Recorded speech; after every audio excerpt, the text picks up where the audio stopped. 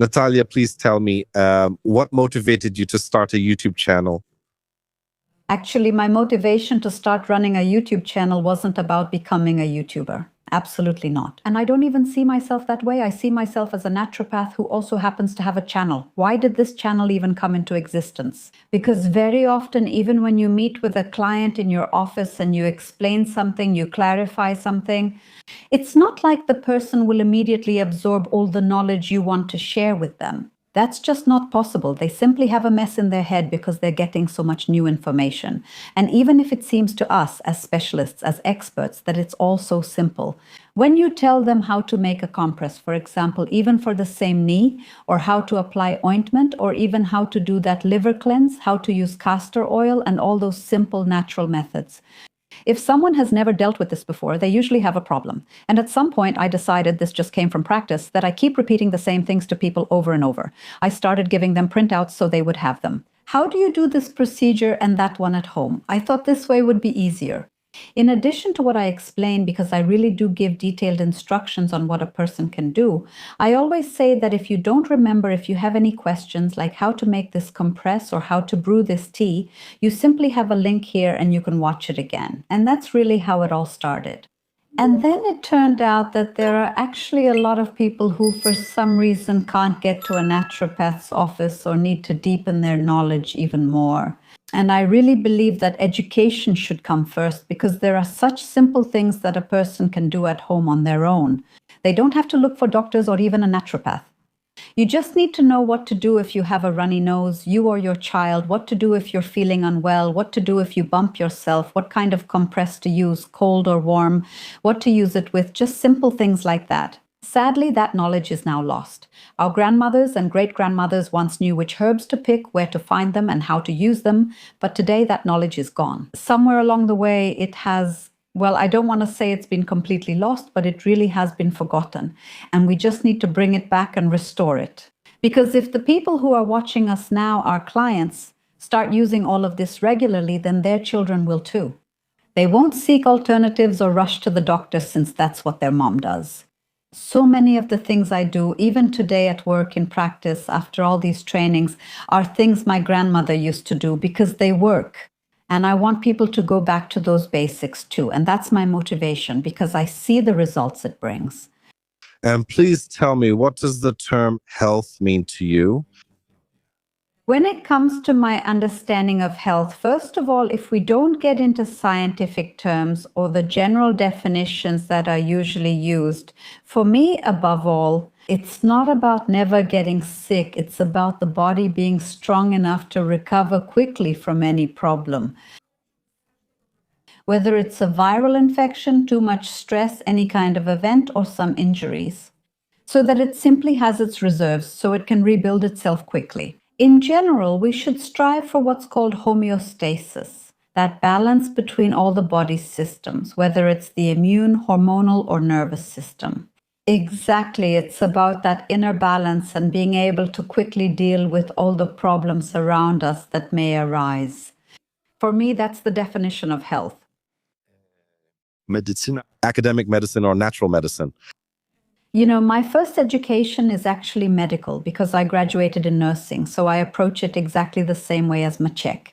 There are some things that we won't find in academic medicine, but there are also situations where academic medicine saves our lives.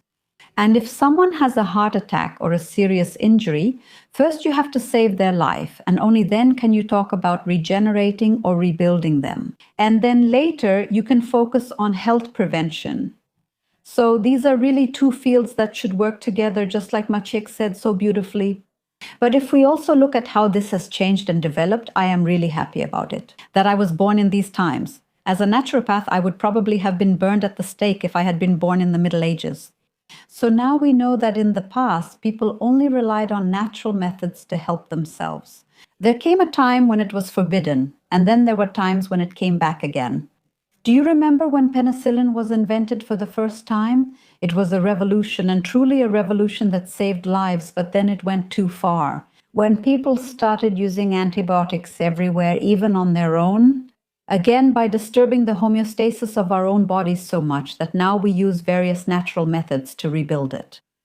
So here, everything is very fluid and changes a lot. But in the context of what we're talking about, especially about longevity, we can look at history from this perspective, that it was actually in the Middle Ages. Life expectancy was about 30 years, even just about 150 years ago, maybe a bit more. I remember statistics from 1950, life expectancy was 56 years. Can you imagine? Now it's already 72. Officially, statistically, but take Japan, for example, there it's already over 80 years. So we're talking about the fact that we're constantly moving forward. We're searching both in one field and the other. We're looking for solutions so that people can be healthier and really extend their lives and extend their lives in good health. What harms us the most? And what can we do? I want to draw attention to processed food because I think that's probably the biggest evil of our times. We all live very fast in a big rush. We have a lot of responsibilities and we add even more to ourselves.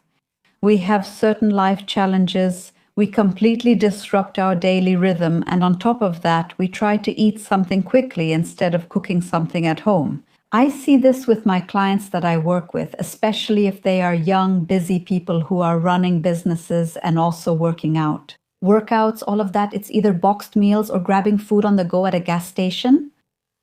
When it comes to older people, you would think that an older person is already more aware. But actually, these are the two groups that I see have the most trouble cooking at home on their own. Because an older person, especially if they already have many health issues and if they're alone, because if you have a family, then you cook for the family. And at the same time, you eat yourself and you want it to be healthy for your family. But when a person is left alone, I have clients like that, especially men who say, well, Ms. Natalia, I'm not going to bake ham at home for myself. I just go to the store, get a few slices of this, a few slices of that cheese, a few slices of something else, all those smoked sausages. And people don't even realize why later they have no energy for anything, why their belly keeps growing. And that's a huge problem of our times, that in this processed food, we have a huge amount of toxic substances. These are all the preservatives, flavor enhancers, colorants, and so on. Not to mention that there's also sugar in there.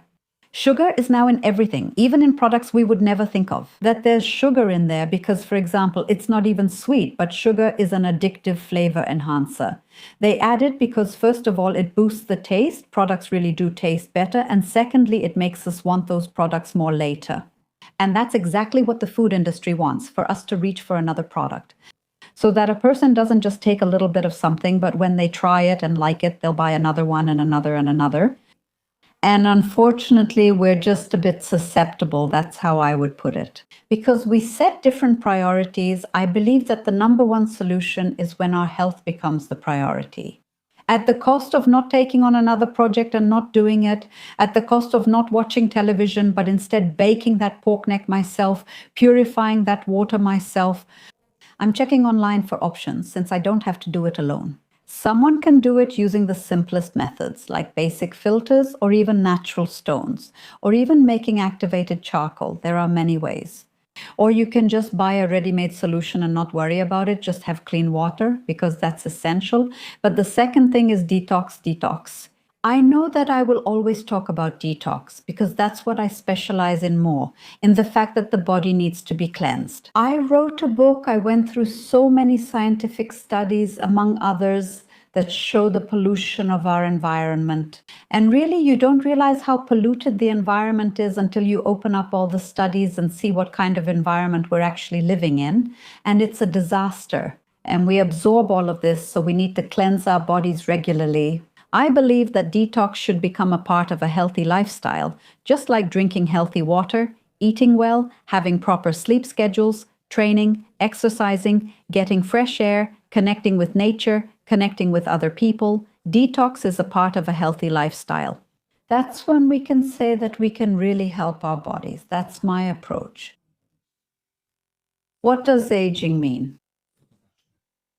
In general, it's commonly believed that aging mainly means something in our body has broken down, some functions no longer work as they should, that cell no longer has the right amount of energy. So fixing all of that is rejuvenating the body, but again, it's about repairing Well, yes. First of all, we need to take care of the mitochondria. They need to have the right amount of energy, and we also need to have the right number of mitochondria themselves. And here, a lot of different therapies and methods can come into play. But in addition, even if we start adding some substances, whether they are rejuvenating because those already exist, or we give antioxidants to the body, we need to take care of a few things. The first thing is proper functioning, but for that to happen, the body needs to be cleansed of toxic compounds. Because if a cell is filled with toxins, you can't add positive substances, good vitamins or minerals. The cell simply won't use them. But at the same time, adding those minerals and vitamins is also necessary. Because, as Adam said, unfortunately, food nowadays is just the way it is. We don't have much influence over it, although we do have a little.